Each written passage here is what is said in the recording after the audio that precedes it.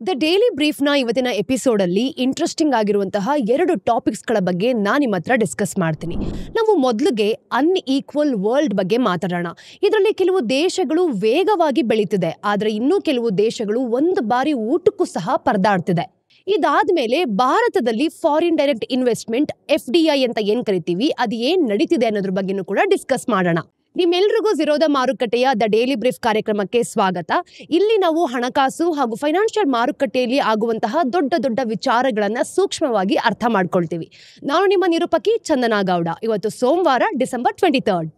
ನೀವೇನೋ ನಮ್ಮ ಕಾರ್ಯಕ್ರಮವನ್ನ ಕೇಳಬೇಕು ಅಂತ ಅನ್ಕೊಂಡಿದ್ರೆ ಆಪಲ್ ಮತ್ತೆ ಸ್ಪಾಟಿಫೈ ಪಾಡ್ಕಾಸ್ಟ್ ಅಲ್ಲಿ ಕೇಳಬಹುದು. ನೀವು ಓದುವ ವ್ಯಕ್ತಿ ಆಗಿದ್ದೀರಾ ಅಂತಂದ್ರೆ ಇಮೇಲ್ ನ್ಯೂಸ್ ಲೆಟರ್ಸ್ಗೆ ಸಬ್ಸ್ಕ್ರೈಬ್ ಮಾಡಿ. ಒಂದು ವಿಷಯ ನೆನಪಿರ್ಲಿ, ಯಾವುದೇ ರೀತಿಯಾದಂತಹ ಸ್ಪ್ಯಾಮ್ ಮಾಡ್ತಿಲ್ಲ. ಪ್ರತಿಯೊಂದು ಲಿಂಕ್ ಸಹ ಕಮೆಂಟ್ ಸೆಕ್ಷನ್ ಅಲ್ಲಿ ಅವೈಲೇಬಲ್ ಇದೆ. ಬನ್ನಿ ಕಾರ್ಯಕ್ರಮವನ್ನ ಶುರು ಮಾಡೋಣ.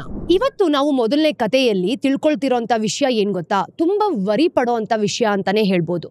ಹೌದು, ಕೋಟ್ಯಾಂತರ ಜನರು ಜೀವನವನ್ನ ನೇರವಾಗಿ ಯಾವ ರೀತಿ ನಡೆಸಬೇಕು ಅಂತ ಯಾವಾಗ್ಲೂ ಕೂಡ ಗೊಂದಲ ಪಡ್ತಿರ್ತಾರೆ. ಇದು ದೀರ್ಘಕಾಲೀನ ಪರಿಣಾಮ ಬೀಳ್ತಿದೆ ಅಂತಾನೆ ಹೇಳ್ಬೋದು. ವರ್ಲ್ಡ್ ಬ್ಯಾಂಕ್ ಇತ್ತೀಚೆಗೆ ಪ್ರಕಟಿಸಿದ ಒಂದು ವರದಿ ಪ್ರಕಾರ ಈ ಒಂದು ಗಂಭೀರವಾದ ವಿಷಯನ ಹೈಲೈಟ್ ಮಾಡ್ತಿದೆ. ಅಂದ್ರೆ ಜಗತ್ತಿನ ಅತ್ಯಂತ ಬಡ ದೇಶಗಳು ಆರ್ಥಿಕ ಉತ್ತರಣೆ ಅಂತ ನಾವ್ ಏನ್ ಕರಿತೀವಿ, ಇದು ಒಂದು ತೀವ್ರ ಹಿಂಜರಿಕೆ ಆಗಿದೆ ಅಂತಾನೆ ಹೇಳ್ಬೋದು. ಇತರ ದೇಶಗಳು ಮುಂದೆ ಹೋಗ್ತಿದೆ ಅಂದ್ರೂ ಕೂಡ ಈ ದೇಶಗಳು, ಬಡ ಕಂಟ್ರಿ ಅಂತ ಏನ್ ಹೇಳ್ತೀವಿ, ಅದು ಇಲ್ಲೇ ಸ್ಟಕ್ ಆಗಿದೆ ಅಂತ ಹೇಳ್ಬೋದು. ಎಕನಾಮಿಕ್ ಲೆವೆಲ್ ಮತ್ತೆ ಪವರ್ಟಿ ಪಿಕ್ಚರ್ ನ ನಾವಿಲ್ಲಿ ನೋಡೋಣ. ಜಗತ್ತಿನ ರಾಷ್ಟ್ರಗಳು ಸಾಮಾನ್ಯವಾಗಿ ಅವರ ಇನ್ಕಮ್ ಲೆವೆಲ್ಸ್ ಯಾವ ರೀತಿ ಇರತ್ತೆ, ಹಾಗೆ ಜನರು ವರ್ಷಕ್ಕೆ ಎಷ್ಟು ಹಣವನ್ನ ಸಂಪಾದಿಸ್ತಾರೆ ಅನ್ನೋದು ಆಧಾರದ ಮೇಲೆ ವರ್ಗೀಕರಿಸಲಾಗತ್ತೆ. ಅತ್ಯಂತ ಬಡ ರಾಷ್ಟ್ರಗಳನ್ನ ಲೋ ಇನ್ಕಮ್ ಕಂಟ್ರೀಸ್ LICS ಅಂತ ಕರೆಯಲಾಗುತ್ತೆ. ಈ ದೇಶಗಳಲ್ಲಿ ಜನರು ದಿನಕ್ಕೆ $3 ಅಥವಾ ಅದಕ್ಕಿಂತ ಕಡಿಮೆ ಹಣದಲ್ಲಿ ಜೀವನವನ್ನ ನಡೆಸ್ತಾರೆ ಗೊತ್ತಾ. For example, Ethiopia, Madagascar, Yemen, Afghanistan ಮತ್ತು ಡೆಮೊಕ್ರಾಟಿಕ್ ರಿಪಬ್ಲಿಕ್ ಆಫ್ ಕಾಂಗೋ ಇವೆಲ್ಲವೂ ಕೂಡ ಲೋ ಇನ್ಕಮ್ ಕಂಟ್ರೀಸ್ಗಳಾಗಿದೆ. ಪ್ರಪಂಚದಲ್ಲಿ ನಾವು 26 ದೇಶಗಳನ್ನ ಇನ್ನು ಈ ವರ್ಗಕ್ಕೆ ಸೇರಿಸ್ತೀವಿ ಗೊತ್ತಾ. 2000ದಿಂದ 2010ರವರೆಗೆ ನಾವು ನೋಡಿದಾಗ ಆಕ್ಸಿಲರೇಷನ್ ಮತ್ತೆ ಸ್ಲೋ ಡೌನ್ ಅಲ್ಲಿ ನೋಡೋಣ.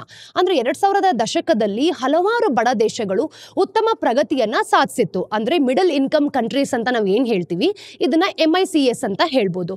ಇನ್ನು ಇಂಡಿಯಾದ ಬಗ್ಗೆ ನಾವು ಮಾತಾಡಬೇಕು ಅಂತಂದ್ರೆ ಸ್ಟ್ರಗಲ್ಡ್ ಎಕನಾಮಿ ಆಗಿರೋದ್ರಿಂದ ಪ್ರಪಂಚದ 5ನೇ ದೊಡ್ಡ ಆರ್ಥಿಕತೆಯಾಗಿ ಕೂಡ ಇದು ರೂಪಾಂತರಗೊಂಡಿತು. ಇನ್ನು ಬಾಂಗ್ಲಾದೇಶ್ ಬಗ್ಗೆ ಮಾತಾಡಬೇಕು ಅಂತಂದ್ರೆ ಬಡತನದಿಂದ ಹೊರಬಂದು ಮ್ಯಾನುಫ್ಯಾಕ್ಚರಿಂಗ್ ಹಬ್ ಆಗಿ ಬೆಳೀತು. ಹಾಗೆ ವಿಯೆಟ್ನಾಂ ಬಗ್ಗೆ ಮಾತಾಡಬೇಕು ಅಂತಂದ್ರೆ ಜಗತ್ತದ ಬೃಹತ್ ಯುದ್ಧದ ನಂತರ ಒಂದು ಏಷ್ಯಾದ ವೇಗವಾಗಿ ಬೆಳೆಯುವಂತಹ ಆರ್ಥಿಕತೆಯಾಗಿ ಪರಿಣಮಿಸಿತು. ಆದ್ರೆ ಈಗ ನಾವು ನೋಡ್ತಿದೀವಿ ಅಂತಂದ್ರೆ ಇದರ ಪ್ರೋಗ್ರೆಸ್ ಒಂದ್ ಕಡೆ ನಿಂತ್ಕೊಂಡಿದೆ. 2000ರಲ್ಲಿ 63 LICs ಇದೆ. ಅಂದ್ರೆ 2023ರ ವೇಳೆಗೆ 39 ದೇಶಗಳು MICs ಆಗಿದೆ. ಅಂದ್ರೆ ಇಂದಿಗೂ ಕೂಡ 26 LICs ಸ್ಟಕ್ ಆಗಿದೆ ಅಂತಾನೆ ಹೇಳ್ಬೋದು. ಅಂದ್ರೆ 2050ರ ಒಳಗೆ ಕೇವಲ 6 ಮಾತ್ರ MICs ಆಗುವಂತಹ ನಿರೀಕ್ಷೆ ಇದೆ. ಈ ಬಡ ರಾಷ್ಟ್ರಗಳ ಸಿಚುವೇಶನ್ ಯಾಕೆ ಈ ರೀತಿ ಇದೆ, ಈಗ ದಿನಕ್ಕೆ ಜೀವನ ಕೂಡ ಯಾವ ರೀತಿ ಇವರು ಮಾಡ್ತಿದ್ದಾರೆ ಅನ್ನೋದನ್ನ ನಾವಿಲ್ಲಿ ನೋಡೋಣ. ಈಗ 10 ಜನರಲ್ಲಿ 4 ಜನರು ಮಾತ್ರ $2.15 ಕಡಿಮೆ ಹಣದಲ್ಲಿ ಬದುಕ್ತಿದ್ದಾರೆ. ಇನ್ನು ವಿದ್ಯುತ್ ಲಭ್ಯತೆನ ನಾವು ನೋಡಿದಾಗ ಕೇವಲ 3 ಔಟ್ ಆಫ್ 1 ಜನರಿಗೆ ಮಾತ್ರ ಈ ಒಂದು ವಿದ್ಯುತ್ ಸಿಗ್ತಿದೆ. ಇನ್ನು ಆರೋಗ್ಯ ಸೇವೆ ತೀವ್ರ ಕೊರತೆಯನ್ನು ನಾವು ನೋಡಿದಾಗ 10,000 ಜನರಿಗೆ ಮಾತ್ರ ಕೇವಲ ಡಾಕ್ಟರ್ ಲಭ್ಯ ಇದೆ. ಈ ಸಮಸ್ಯೆಗಳಿಗೆ ಆಕ್ಚುಯಲ್ ಕಾರಣ ಏನು? ಕಾನ್ಫ್ಲಿಕ್ಟ್ ಮತ್ತೆ ಫ್ರಾಜಿಲಿಟಿ. 2 ಔಟ್ ಆಫ್ 3 ಅಂದ್ರೆ LICs ಗಳನ್ನ ನಾವು ನೋಡಿದಾಗ ಯುದ್ಧ ಅಥವಾ ಅನಿಶ್ಚಿತ ಪರಿಸ್ಥಿತಿಯಲ್ಲಿ ಸಿಲ್ಕೊಂಡಿದೆ ಅಂತ ಹೇಳ್ಬೋದು. ಯುದ್ಧದ ಬಗ್ಗೆ ಹೇಳಿದ್ರೆ ಇನ್ಫ್ರಾಸ್ಟ್ರಕ್ಚರ್ ನಾಶ ಆಗೋಗುತ್ತೆ, ಹಾಗೆ ಶಿಕ್ಷಣನೂ ಕೂಡ ತುಂಬಾ ಡೌನ್ ಆಗುತ್ತೆ. ಜನರು ಒಂದು ಸ್ಥಳದಿಂದ ಇನ್ನೊಂದು ಸ್ಥಳಕ್ಕೆ ಸ್ಥಳಾಂತರ ಆಗ್ತಾರೆ. ಫಾರ್ ಎಕ್ಸಾಂಪಲ್, ಸೌತ್ ಸುಡಾನ್ ಬಗ್ಗೆ ನಾವು ಮಾತಾಡೋದಾದ್ರೆ ಯುದ್ಧ ಇಲ್ಲದೆ ಇದ್ರೂ ಕೂಡ ಅವರ ಒಂದು GDP ಪರ್ ಕ್ಯಾಪಿಟಾ 3 ಪಟ್ಟು ಜಾಸ್ತಿ ಆಗ್ತಿತ್ತು. ಹಾಗೆ ಅಪೂರ್ಣ ಇನ್ಫ್ರಾಸ್ಟ್ರಕ್ಚರ್, ರೋಡ್ಸ್ಗಳು, ಪವರ್ ಪ್ಲಾಂಟ್ಸ್, ಹಾಗೆ ಸ್ಕೂಲ್ಸ್, ಹಾಸ್ಪಿಟಲ್ಸ್ ಇದೆಲ್ಲನೂ ಕೂಡ ಮೂಲ ಸೌಕರ್ಯಗಳ ಬಗ್ಗೆ ನಾವು ಹೇಳ್ತಿದೀವಿ ಅಂದ್ರೂ ಕೂಡ ಅತ್ಯಂತ ಕಡಿಮೆ ಇದೆ ಅಂತಾನೆ ಹೇಳ್ಬೋದು. ಫಾರ್ ಎಕ್ಸಾಂಪಲ್, ಇಂಡಿಯಾದಲ್ಲಿ 2000ನಲ್ಲಿ ನಾವು ನೋಡಿದಾಗ LICs ಇದ್ದಾಗಲೇ ಕೂಡ ಇದರ ಒಂದು LICs ಗಿಂತ ಉತ್ತಮ ಇನ್ಫ್ರಾಸ್ಟ್ರಕ್ಚರ್ ಇತ್ತು ಅಂತಾನೆ ಹೇಳ್ಬೋದು. ಇನ್ನು ಕ್ಲೈಮೇಟ್ ಚೇಂಜ್ ಕುರಿತು ಮಾತಾಡೋದಾದ್ರೆ ಈ ದೇಶಗಳಿಗೆ ಹಾನಿಯ ಪ್ರಮಾಣ ಹೆಚ್ಚಿನದಾಗಿರುತ್ತೆ. ಈಗ ಒಂದು ಡ್ರೋಟ್ LICs ನ ಗ್ರೋತ್ ನಾವು ನೋಡೋದಾದ್ರೆ 1% ಕಡಿಮೆ ಮಾಡುತ್ತೆ. ಇನ್ನು ಸಮೃದ್ಧ ದೇಶಕ್ಕಿಂತ 3 ಪಟ್ಟು ಹೆಚ್ಚಾಗಿದೆ ಅಂತಾನೆ ಹೇಳ್ಬೋದು. ಡೆಟ್ ಬರ್ಡನ್, ಅರ್ಧಕ್ಕಿಂತ ಹೆಚ್ಚು ಅಂತಾನೆ ಹೇಳ್ಬೋದು. ಲೋ ಇನ್ಕಮ್ ಕಂಟ್ರೀಸ್ ಗಳನ್ನ ನಾವು ನೋಡಿದಾಗ ಡೆಟ್ ಡಿಸ್ಟ್ರೆಸ್ ಅಲ್ಲಿ ಇದೆ ಅಂತಾನೆ ಹೇಳ್ಬೋದು. ಕೆಲವು ದೇಶಗಳು ಹೆಲ್ತ್ ಕೇರ್ಗೆ ಬೇಕಾದಷ್ಟು ಹಣವನ್ನ ಲೋನ್ ರೀಪೇಮೆಂಟ್ ಆಗಿ ಕಳೆದುಕೊಳ್ತಿದೆ ಗೊತ್ತಾ. ಹಾಗೇನೆ ಇಂಟರ್ನ್ಯಾಷನಲ್ ಏಡ್ ನ ಕುಸಿತ ಏನಿದೆ ಇದೆಲ್ಲರನ್ನೂ ಕೂಡ ಒಂದು ವಿಶ್ವಾಸನೆ ಕಳ್ಕೊಳ್ತಿದೆ. 20 ವರ್ಷಗಳಲ್ಲಿ ಅತಿ ಕಡಿಮೆ ಮಟ್ಟಕ್ಕೆ ತಲುಪಿದೆ ಅಂತಾನೆ ಹೇಳ್ಬೋದು. ಈ ಲೋ ಇನ್ಕಮ್ ಕಂಟ್ರೀಸ್ ಗಳು ಪ್ರತಿ ವ್ಯಕ್ತಿಗೂ ಕೂಡ AIDMIC ಬಗ್ಗೆ ನಾವು ಮಾತಾಡ್ತಿದೀವಿ ಅಂತಂದ್ರೆ 2000ದಲ್ಲಿ ಪಡೆದಂತಹ ಒಂದು ಸಹಾಯ ಏನಿದೆ ಅದನ್ನ ಕಂಟಿನ್ಯೂಸ್ ಆಗಿ ತಗೊಳ್ತಾನೆ ಇದೆ. ಆದ್ರೆ LIC ಗಳು ಎದುರಿಸುವಂತಹ ಒಂದು ಸಮಸ್ಯೆ ದೊಡ್ಡ ಪಿಕ್ಚರ್ ಆಗಿ ನಮ್ಗಿಲ್ಲಿ ಕಾಣ್ತಿದೆ. Promising opportunities, natural resources democratic republic of Congo ಬಗ್ಗೆ ಮಾತಾಡೋದಾದ್ರೆ ಜಗತ್ತಿನ 50%ಗೂ ಹೆಚ್ಚು ಕೊಬಾಲ್ಟ್ ರಿಸರ್ವ್ಸ್ ಇಲ್ಲಿದೆ. ಅಂದ್ರೆ ಗ್ರೀನ್ ಎನರ್ಜಿಗೆ ಬೇಕಾಗಿರುವಂತಹ ಈ ಗ್ರಾಫೈಟ್ ಏನಿದೆ ಬಹುಭಾಗ ಇಲ್ಲೇ ಇದೆ ಅಂತ ಹೇಳ್ಬೋದು. ಸೋಲಾರ್ ಎನರ್ಜಿ, ಈ ದೇಶಗಳು ಸೋಲಾರ್ ಬೆಲ್ಟ್ ನಲ್ಲಿ ಇದೆ. ಹಾಗೆ ಸೋಲಾರ್ ಎನರ್ಜಿನ ಬಳಸಿಕೊಂಡು ಕೈಗಾರಿಕೆಗಳನ್ನ ಅಭಿವೃದ್ಧಿ ಪಡಿಸಬೇಕು ಅನ್ನೋ ಒಂದು ಬೆಸ್ಟ್ ಆಪರ್ಚುನಿಟಿ ಇಲ್ಲಿದೆ ಅಂತ ಹೇಳ್ಬೋದು. ಟೂರಿಸಂ ರವಾಂಡ, ಗೊರಿಲ್ಲಗಳು ವಾಸ ಮಾಡೋ ಹಾಗೂ ಪ್ರವಾಸಗಳಾಗಿರುವಂತಹ ಈ ಪ್ರದೇಶಗಳು ಏನಿದೆ it has been turned into a progressive attraction and has grown the economy ಅಂತ ಹೇಳ್ಬೋದು. ಯಂಗ್ ಪಾಪ್ಯುಲೇಷನ್, ಈ ದೇಶಗಳ ಜನಸಂಖ್ಯೆನ ನಾವು ನೋಡಿದಾಗ 40% 15 ವರ್ಷಕ್ಕಿಂತ ಚಿಕ್ಕವರೇ ಇದ್ದಾರೆ. ಇದನ್ನ ಸರಿಯಾಗಿ ಪ್ರಪಂಚದಾದ್ಯಂತ ಬಲವಾಗಿ ಅಂದ್ರೆ ಒಂದು ಸ್ಟ್ರಾಂಗ್ ಆಸ್ಪೆಕ್ಟ್ ಆಗಿ ಬಳಸ್ಕೊಳ್ಬಹುದು. ಇನ್ನು ಅಂತಿಮವಾಗಿ ನೋಡೋದಾದ್ರೆ ಜಗತ್ತಿನ 40% ಎಕ್ಸ್ಟ್ರೀಮ್ ಪೂರ್ LIC ಗಳಲ್ಲಿ ವಾಸಿಸ್ತಿದ್ದಾರೆ. ಈ ದೇಶಗಳು ಏನಾದ್ರೂ ಯಶಸ್ವಿ ಆಯ್ತು ಅಂತಂದ್ರೆ ಗ್ಲೋಬಲ್ ಪವರ್ಟಿನ ನಾವು ಕಡಿಮೆ ಮಾಡೋದಕ್ಕೆ ಖಂಡಿತವಾಗ್ಲೂ ಸಾಧ್ಯ. ಇದ್ಯಾವುದೂ ಇಲ್ಲ ಅಂತಂದ್ರೆ ಇವುಗಳ ಮಿನರಲ್ ರಿಸೋರ್ಸಸ್ ಏನಿದೆ ಪ್ರಪಂಚದ ಗ್ರೀನ್ ಟ್ರಾನ್ಸಿಷನ್ಗೆ ಕಡ್ಡಾಯ ಆಗತ್ತೆ ಅಂತಾನೆ ಹೇಳ್ಬೋದು. ಲೋ ಇನ್ಕಮ್ ಕಂಟ್ರಿಗಳು ಬೇಸಿಕ್ ಡೆವಲಪ್ಮೆಂಟ್ ಗೋಲ್ಸ್ ಅನ್ನ ತಲುಪಬೇಕು ಅಂತಂದ್ರೆ GDP ನ ನಾವು ನೋಡಿದಾಗ 8% ಏನಿದೆ ಅದರ ಒಂದು ಆನ್ಯುವಲ್ ಇನ್ವೆಸ್ಟ್ಮೆಂಟ್ ಅಗತ್ಯ ಇದೆ ಅಂತ ಇಲ್ಲಿ ಗೊತ್ತಾಗುತ್ತೆ. ಆದ್ರೆ ಇದರ ಒಂದು ಫಲಿತಾಂಶವನ್ನ ನೋಡಿದಾಗ ಬೃಹತ್ ಆಗಿದೆ ಅನ್ನೋದು ಇಲ್ಲಿ ಕಾಣ್ತಾ ಇದೆ. ಇದು ಕೇವಲ ಬಡತನವನ್ನ ಕಡಿಮೆ ಮಾಡೋದು ಮಾತ್ರ ಅಲ್ಲ, ಜಗತ್ತಿನ ಒಂದು ಎಕನಾಮಿ ಡೆವಲಪ್ಮೆಂಟ್ ಅನ್ನ ನೋಡಿದಾಗ ಬೆಳೆಸೋದಕ್ಕೆ ಸಹಾಯ ಮಾಡುತ್ತೆ ಅಂತಾನೆ ಹೇಳ್ಬೋದು. ವಾಟ್ಸ್ಆಪ್ ವಿತ್ ಇಂಡಿಯಾಸ್ FDI, ಭಾರತದ ಫಾರಿನ್ ಡೈರೆಕ್ಟ್ ಇನ್ವೆಸ್ಟ್ಮೆಂಟ್ ಅಲ್ಲಿ ಏನಾಗ್ತದೆ ಇತ್ತೀಚೆಗೆ ನಾವು ನೋಡಿದಾಗ ಫಾರಿನ್ ಡೈರೆಕ್ಟ್ ಇನ್ವೆಸ್ಟ್ಮೆಂಟ್ FDI ಅಂತ ನಾವೇನ್ ಹೇಳ್ತೀವಿ ಒಂದು ಪ್ರಮುಖ ಮೈಲಿಗಲ್ಲನ್ನೇ ತಲುಪಿದೆ ಅಂತ ಹೇಳ್ಬೋದು. 2000ರ ಏಪ್ರಿಲ್ ನಂತರ ದೇಶಕ್ಕೆ ಒಟ್ಟು $1 ಟ್ರಿಲಿಯನ್ ನಷ್ಟು FDI ಬಂದಿದೆ. ಇದನ್ನೆಲ್ಲ ನಾವು ನೋಡಿದಾಗ ಒಂದು ದೊಡ್ಡ ಸಾಧನೆ, ಅಚೀವ್ಮೆಂಟ್ ಅಂತಾನೆ ಹೇಳ್ಬೋದು. ಆದ್ರೆ ಈ ಸಂಖ್ಯೆ ನಿಜವಾಗ್ಲೂ ಏನನ್ನ ಸೂಚಿಸ್ತಿದೆ, ಈ ಹಣ ಎಲ್ಲಿಂದ ಬರ್ತಿದೆ, ಇದನ್ನ ಎಲ್ಲಿಗೆ ಬಳಸಲಾಗ್ತಿದೆ ಅನ್ನೋದನ್ನ ನಾವಿಲ್ಲಿ ಇವಾಗ ತಿಳ್ಕೊಳ್ಬೇಕು. ಭಾರತದಲ್ಲಿ ಬೆಳೆಯುತ್ತಿರುವಂತಹ ವೇಗವಾದ ಆರ್ಥಿಕತೆ ಈ ಎಲ್ಲ ಅಗತ್ಯಗಳಿಗೆ ಯಾವ ರೀತಿ ಸಾಕ್ಷಿ ಆಗ್ತಿದೆ, ಇದೆಲ್ಲದಕ್ಕೂ ನಮ್ಗೆ ಉತ್ತರ ಸಿಗ್ಬೇಕು ಅಂತಂದ್ರೆ ಮೊದಲು ಭಾರತದಲ್ಲಿ ಫಾರಿನ್ ಇನ್ವೆಸ್ಟ್ಮೆಂಟ್ ಯಾವ ರೀತಿ ಬದಲಾಗ್ತಿದೆ ಅನ್ನೋದನ್ನ ನಾವಿಲ್ಲಿ ಸ್ಟೆಪ್ ಬೈ ಸ್ಟೆಪ್ ನೋಡ್ತಾ ಹೋಗೋಣ. ಭಾರತದಲ್ಲಿ ಫಾರಿನ್ ಇನ್ವೆಸ್ಟ್ಮೆಂಟ್ ನೋಡ್ಕೊಳ್ಳಿ. ಒಂದು ದೃಷ್ಟಿನ ನಾವು ನೋಡಿದಾಗ 1947ರ ಮುನ್ನ ಯಾವ ರೀತಿ ಇತ್ತು, ಟೀ ಆಗಿರ್ಬೋದು, ರೈಲ್ವೇಸ್ ಆಗಿರ್ಬೋದು, ಮೈನಿಂಗ್ ಆಗಿರ್ಬೋದು ಮುಂತಾದ ಕ್ಷೇತ್ರಗಳಲ್ಲಿ ಈಗ ಬಂಡವಾಳ ಅಂದ್ರೆ ಕ್ಯಾಪಿಟಲ್ ಅನ್ನ ಇನ್ವೆಸ್ಟ್ ಮಾಡಬೇಕಾದ್ರೆ ಹೆಚ್ಚು ಕಾನ್ಸಂಟ್ರೇಟೆಡ್ ಆಗಿರ್ತಿತ್ತು. ಆದ್ರೆ ಇದರಿಂದ ಬ್ರಿಟಿಷರಿಗೆ ಹೆಚ್ಚಾಗಿ ಲಾಭ ಸಿಕ್ತಿತ್ತು. ಆದ್ರೆ ನಮ್ಮ ಭಾರತದ ಜನರಿಗೆ ಇದರಿಂದ ಪ್ರಯೋಜನನೇ ಆಗ್ತಿರ್ಲಿಲ್ಲ. ಸ್ವಾತಂತ್ರ್ಯ ನಂತರ ಅಂದ್ರೆ ನಮ್ಗೆ ಸ್ವಾತಂತ್ರ್ಯ ಬಂದಾದ್ಮೇಲೆ ಸೋಷಲಿಸ್ಟ್ ಪಾಲಿಸೀಸ್ ಅಲ್ಲಿ ನಾವು ನೋಡಿದಾಗ ಇದರ ಒಂದು ಫಾರಿನ್ ಓನರ್ಶಿಪ್ ಮೇಲೆ ಕಠಿಣವಾದ ಒಂದು ರೂಲ್ಸ್ ಅನ್ನ ಹಾಕಲಾಗಿದೆ. 1970ರ ಒಂದು ದಶಕವನ್ನ ನಾವು ನೋಡಿದಾಗ ವಿದೇಶಿ ಕಂಪನಿಗಳಿಗೆ ಕೇವಲ 40% ಈಕ್ವಿಟಿನ ಹೊಂದಬೇಕು ಅಂತ ಅವಕಾಶವನ್ನ ಕೊಡಲಾಯಿತು. ಇದು IBM, ಕೊಕೊಕೋಲಾ ಮತ್ತೆ ಮುಂತಾದ ಪ್ರಮುಖ ಕಂಪನಿಗಳು ಯಾವ್ದೆಲ್ಲ ಇರುತ್ತೆ ಭಾರತನೇ ಬಿಟ್ಟು ಹೋಗೋ ತರ ಮಾಡ್ತು. ಇನ್ನು 1991ರ ಆರ್ಥಿಕ ಅಂದ್ರೆ ಎಕನಾಮಿ ಮುಕ್ತಾಯವನ್ನ ನಾವು ನೋಡ್ತಿದೀವಿ ಅಂತಂದ್ರೆ ಬ್ಯಾಲೆನ್ಸ್ ಆಫ್ ಪೇಮೆಂಟ್ ಕ್ರೈಸಿಸ್ ಅಂತಾನೆ ಹೇಳ್ಬೋದು. ಇದನ್ನ ಎದುರಿಸಬೇಕು ಅಂತ ಭಾರತ ತನ್ನ ಒಂದು ಆರ್ಥಿಕತೆ ಏನಿದೆ ಇದನ್ನ ವಿದೇಶಿ ಹೂಡಿಕೆಗಳಿಗೆ ನಾವು ಇನ್ವೆಸ್ಟ್ಮೆಂಟ್ ಮಾಡೋದಕ್ಕೆ ನಿಮ್ಗೊಂದು ಆಪರ್ಚುನಿಟಿನ ಕೊಡ್ತಿದೀವಿ, ನೀವು ನಮ್ಮ ಒಂದು ಕಂಪನೀಸ್ ಅಲ್ಲಿ ಇನ್ವೆಸ್ಟ್ ಮಾಡಿ ಅಂತ ಅವ್ರು ಹೇಳಿದ್ರು. ಕೆಲವು ಕ್ಷೇತ್ರಗಳಲ್ಲಿ ನಾವು ನೋಡಿದಾಗ 100% ಫಾರಿನ್ ಓನರ್ಶಿಪ್ಗೆ ಅವಕಾಶವನ್ನ ಕೊಡಲಾಯಿತು. ಹಾಗೇನೆ ಆಟೋಮೊಬೈಲ್ಸ್, ಟೆಲಿಕಾಂ, ಕನ್ಸ್ಯೂಮರ್ ಗೂಡ್ಸ್ ನಲ್ಲಿ ಹೆಚ್ಚಿನ ಫಾರಿನ್ ಇಂಟ್ರೆಸ್ಟ್ ನಮಗೆ ಕಾಣಿಸ್ತಿತ್ತು. ಇನ್ನು 2014ರ ನಂತರ ಮೋದಿ ಗೌರ್ಮೆಂಟ್ ಅಲ್ಲಿ ಏನಾಯ್ತು, ಈ ಒಂದು FDI ರೂಲ್ಸ್ ಅನ್ನ ಇನ್ನಷ್ಟು ತೀವ್ರಗೊಳಿಸಿದ್ರು, ಅಂದ್ರೆ ಶಿಥಿಲಗೊಳಿಸಲಾಯಿತು.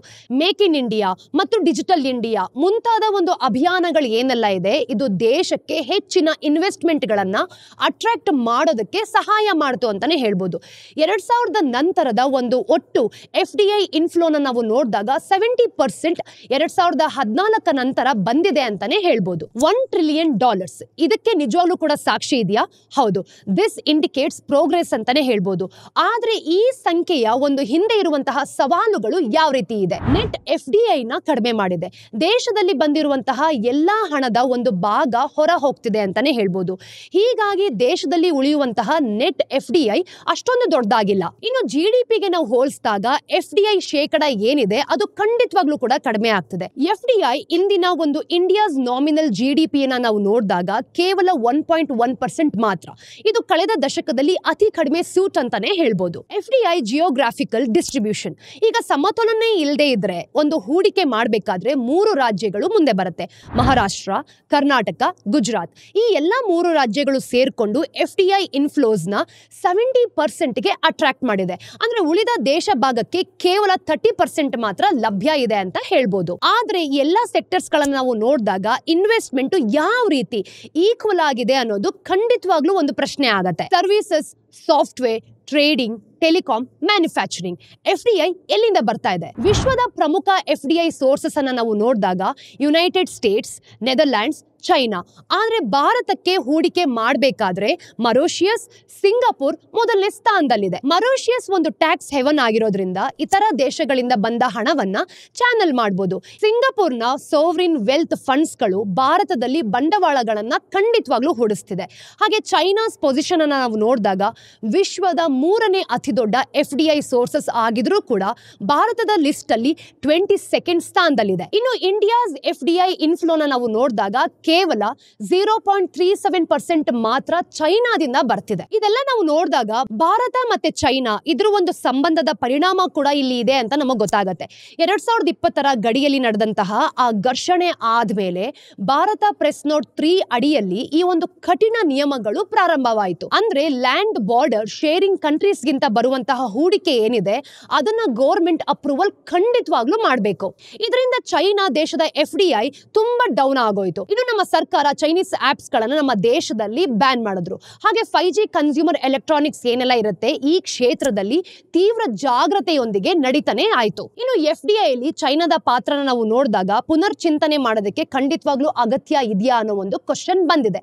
ಅಂದ್ರೆ ಇವ್ರನ್ನ ಕನ್ಸಿಡರ್ ಮಾಡಬೇಕು ಅಂತಂದ್ರೆ ರೀಥಿಂಕ್ ಮಾಡಬೇಕು ಅಂತ. ವಿಯೆಟ್ನಾಂ, ಸೌತ್ ಕೊರಿಯಾ ಮುಂತಾದ ದೇಶಗಳು ಚೈನಾದೊಂದಿಗೆ ಸಂಬಂಧವನ್ನ ಈಕ್ವಲ್ ಆಗೇನೋ ಇಟ್ಕೊಳ್ತಿದ್ದಾರೆ. ಆದ್ರೆ ಇನ್ವೆಸ್ಟ್ಮೆಂಟ್ ಇಂದ ಲಾಭನೂ ಕೂಡ ಪಡಿತಿದಾರ. ಹಾಗೆ ಭಾರತಕ್ಕೆ ಬರುವಂತಹ ಕೆಲವು ಕ್ಷೇತ್ರಗಳಲ್ಲಿ ಚೈನಾದ ಹೂಡಿಕೆ ಅನುಮತಿನ ತಗೊಳ್ಬೇಕು. ಹಾಗೆ ಉಪಯುಕ್ತ ಆಗ್ತಿದ್ಯಾ ಅಂತಾನೂ ಕೂಡ ನೋಡ್ಕೊಳ್ಬೇಕಾಗತ್ತೆ. ರಿನ್ಯೂವಬಲ್ ಎನರ್ಜಿ ಆಗಿರ್ಬೋದು, ಸೆಮಿ ಕಂಡಕ್ಟರ್ಸ್ ಆಗಿರ್ಬೋದು, ಹೆವಿ ಇಂಜಿನಿಯರಿಂಗ್ ಆಗಿರ್ಬೋದು.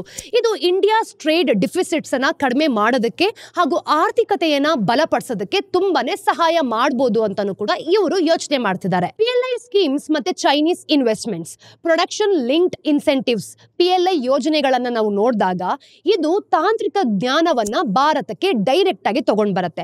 ಹಾಗೆ ಎಲ್ಲಾ ಕ್ಷೇತ್ರಗಳಲ್ಲೂ ಕೂಡ ಇದು ಒಂದು ಆಪರ್ಚುನಿಟಿ ಓಪನ್ ಆಗಿರುತ್ತೆ ಅಂತ ಹೇಳ್ಬೋದು. ಕೆಲವು ಚೂಸ್ ಮಾಡ್ಕೊಂಡಿರುವಂತಹ ಕ್ಷೇತ್ರಗಳನ್ನ ನಾವು ನೋಡಿದಾಗ ಅಲ್ಲಿ ಮಾತ್ರ ಇನ್ವೆಸ್ಟ್ ಮಾಡೋದಕ್ಕೆ ಒಂದು ಅವಕಾಶವನ್ನ ಕೊಡಲಾಗತ್ತೆ. ಹಾಗಿದ್ರೆ ಇದನ್ನ ನಾವು ಹೇಗೆ ಸಮ್ ಅಪ್ ಮಾಡಬಹುದು? ಭಾರತದ $1 ಟ್ರಿಲಿಯನ್ ಅನ್ನ ನಾವು ನೋಡಿದಾಗ FDIಗೆ ಒಂದು ಮೈಲ್ ಸ್ಟೋನ್ ಆಗಿದೆ ಅಂತ ಗೊತ್ತಾಗ್ತಿದೆ. ಆದ್ರೆ ಅನ್ಇವನ್ ಡಿಸ್ಟ್ರಿಬ್ಯೂಷನ್, ಜಿಯೋಪಾಲಿಟಿಕಲ್ ಚಾಲೆಂಜಸ್ ಮುಂತಾದ ಆಬ್ಸ್ಟಿಕಲ್ಸ್ ಇಂದ ಇದನ್ನ ಇನ್ನೂ ಕೂಡ ಪ್ರಾಪರ್ ಆಗಿ ಮ್ಯಾನೇಜ್ ಮಾಡಬೇಕಾಗತ್ತೆ. ಸೆಕ್ಯೂರಿಟಿ ಹಾಗೂ ಗ್ರೋತ್ ನಡುವೆ ನಮಗೆ ಸಮತೋಲನ ಸಾಧಿಸಬೇಕು, ಅಚೀವ್ ಮಾಡಬೇಕು ಅಂತಿದ್ರೆ ಸಮಗ್ರ ರೂಲ್ಸ್ ಗಳೊಂದಿಗೆ ನಮ್ಮ FDI ಭಾರತದಲ್ಲಿ ಇನ್ನೂ ಕೂಡ ಇಂಪ್ರೂವ್ ಆಗಬೇಕು. ಇವತ್ತಿನ ಟಿಡ್ಬಿಟ್ಸ್. ನಂಬರ್ 1, ಭಾರತಿ ಏರ್ಟೆಲ್ 3626 ಕೋಟಿ ಪ್ರೀಪೇಡ್ ಅನ್ನ ಮಾಡಿದೆ. ಅಂದ್ರೆ ಡಿಪಾರ್ಟ್ಮೆಂಟ್ ಆಫ್ ಟೆಲಿಕಮ್ಯುನಿಕೇಶನ್ಸ್ ನೋಡಿದಾಗ ಇದನ್ನ DOT ಅಂತಾನೂ ಕೂಡ ಕರಿತೀವಿ. ಇವ್ರಿಗೆ 2016ರ ಈ ಸ್ಪೆಕ್ಟ್ರಮ್ ಆಕ್ಷನ್ಸ್ ಇಂದ ಎಲ್ಲ ಬಾಕಿ ಹಣವನ್ನು ಕೊಟ್ಟಿದೆ ಅಂತ ಹೇಳ್ತಾ ಇದ್ದಾರೆ. 2024ರಲ್ಲಿ ಏರ್ಟೆಲ್ ಒಟ್ಟು 28,320 ಕೋಟಿ ರೂಪಾಯಿಯನ್ನ ಪ್ರೀಪೇ ಮಾಡಿದೆ. ಇದರಲ್ಲಿ ನಾವು ನೋಡಿದಾಗ 7,904 ಕೋಟಿ ರೂಪಾಯಿಯನ್ನ 2012 ಮತ್ತೆ 2015ರ ಸ್ಪೆಕ್ಟ್ರಮ್ ಆಕ್ಷನ್ಸ್ಗಾಗಿ ಯೂಸ್ ಮಾಡಿದ್ದಾರೆ. ಹಾಗೆ ಜೂನ್ ಅಲ್ಲಿ 8,465 ಕೋಟಿಯನ್ನ 2014ರ ಬಾಕಿ ಹಣವನ್ನ ಹಾಗೆ ಸೆಪ್ಟೆಂಬರ್ ಅಲ್ಲೂ ಕೂಡ ಸೇರಿಸ್ತಾ ಇದ್ದಾರೆ.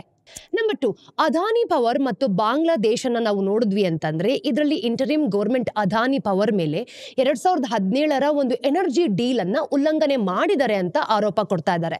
ಅಂದ್ರೆ ಅದಾನಿ ಟ್ಯಾಕ್ಸ್ ಬೆನಿಫಿಟ್ಸ್ ಅನ್ನ ನಾವು ಬಾಂಗ್ಲಾದೇಶಕ್ಕೆ ಹೋಲಿಸಿದ್ರೆ ಪಾಸ್ ಆನ್ ಖಂಡಿತವಾಗ್ಲೂ ಮಾಡಿಲ್ಲ ಅಂತ ಹೇಳ್ತಿದ್ದಾರೆ. ಈ ಒಂದು ಅಗ್ರಿಮೆಂಟ್ ಟೆಂಡರ್ ಇಲ್ಲದೆ it has become a military ಅಂತಾನೂ ಕೂಡ ಹೇಳ್ತಿದ್ದಾರೆ. ಅಂದ್ರೆ ಬಾಂಗ್ಲಾದೇಶನ ಈ ಒಂದು ಕೋಲ್ ಪವರ್ ಅನ್ನು ನಾವು ನೋಡಿದಾಗ ಅಗ್ರಿಮೆಂಟ್ ಗಿಂತ ಹೆಚ್ಚಿನ ಖರ್ಚು ಜಾಸ್ತಿ ಆಗಿದೆ ಅಂತ ಕ್ರಿಟಿಸಿಸಮ್ ಕೂಡ ಮಾಡ್ತಾ ಇದ್ದಾರೆ.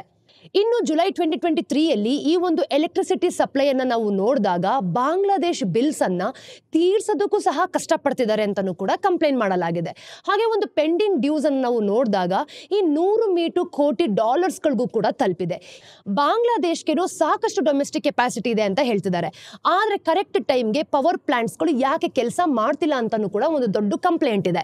ನಂಬರ್ 3, ಆಕ್ಸೆಂಚರ್ ಮತ್ತು ಜನರೇಟಿವ್ AI. ಆಕ್ಸೆಂಚರ್ನ ಕಳೆದ ಕ್ವಾರ್ಟರ್ ರಿಪೋರ್ಟ್ ಅನ್ನು ನಾವು ನೋಡಿದಾಗ 1.2 ಬಿಲಿಯನ್ ಮೌಲ್ಯದ ಜನರೇಟಿವ್ AI ಆರ್ಡರ್ಸ್ಗಳನ್ನು ತಗೊಂಡಿದೆ ಅಂತ ಹೇಳ್ಬೋದು. 2023ರ ಈ ಒಂದು ರಿಪೋರ್ಟ್ ಅಲ್ಲಿ ನಾವು ನೋಡಿದಾಗ ಡೀಟೇಲ್ಡ್ ಆಗಿ ಸಿಗೋವಂತ ಒಂದು ವಿಷಯ ಏನ್ ಗೊತ್ತಾ, ಸೆಪ್ಟೆಂಬರ್ನಿಂದ 4.2 ಬಿಲಿಯನ್ ಒಟ್ಟು ಬುಕಿಂಗ್ಸ್ ಅನ್ನ ಗಳಿಸಿದೆ. ಈ ಒಂದು ಕ್ವಾರ್ಟರ್ ನಲ್ಲಿ ಅಂಶನ ನಾವು ನೋಡಿದ್ವಿ ಅಂತಂದ್ರೆ LTI ಮೈಂಟ್ರಿನ ಒಂದು ವಾರ್ಷಿಕ ಆದಾಯನೂ ಕೂಡ ಸಮಾನವಾಗಿದೆ ಅಂತ ಹೇಳ್ಬೋದು. IT ಸೆಕ್ಟರ್ ನಲ್ಲಿ AI ದೊಡ್ಡ ಬದಲಾವಣೆಯನ್ನ ತರ್ತಿದೆ. IT ಬಡ್ಜೆಟ್ ತುಂಬಾ ಸ್ಟೇಬಲ್ ಆಗಿದೆ ಅಂದ್ರೂ ಕೂಡ ಕಂಪನಿಗಳು ಜನರೇಟಿವ್ AI ಮೇಲೆ ಹೆಚ್ಚಿನ ಹಣ ವೆಚ್ಚ ಮಾಡ್ತಿದ್ದಾರೆ ಅಂತ ಹೇಳ್ಬೋದು. ಇದರಿಂದ AI ಹೆಚ್ಚುತ್ತಿರುವಂತಹ ಒಂದು ಪ್ರಾಮುಖ್ಯತೆಯನ್ನ ತೋರಿಸ್ತಿದೆ. ಸ್ನೇಹಿತರೆ, ಝೀರೋದ ಮಾರುಕಟ್ಟೆಯ ದ ಡೈಲಿ ಬ್ರೀಫ್ನ ಅಪ್ಡೇಟ್ ನಿಮ್ಮೆಲ್ಲರೂ ಕೂಡ ಇಷ್ಟ ಆಗಿದೆ ಅಂತ ಅನ್ಕೊಂಡಿದ್ದೀನಿ. ಇಷ್ಟ ಆದಲ್ಲಿ ಲೈಕ್ ಮಾಡಿ, ಶೇರ್ ಮಾಡಿ, ಸಬ್ಸ್ಕ್ರೈಬ್ ಮಾಡಿ. ಮತ್ತಷ್ಟು ಅಪ್ಡೇಟ್ಸ್ ಒಂದಿಗೆ ಮುಂದಿನ ವಿಡಿಯೋದಲ್ಲಿ ನಾನು ನಿಮಗೆ ಸಿಗ್ತೀನಿ. ನಾನು ನಿಮ್ಮ ನಿರೂಪಕಿ ಚಂದನ, ಸೈನಿಂಗ್ ಆಫ್. Take care.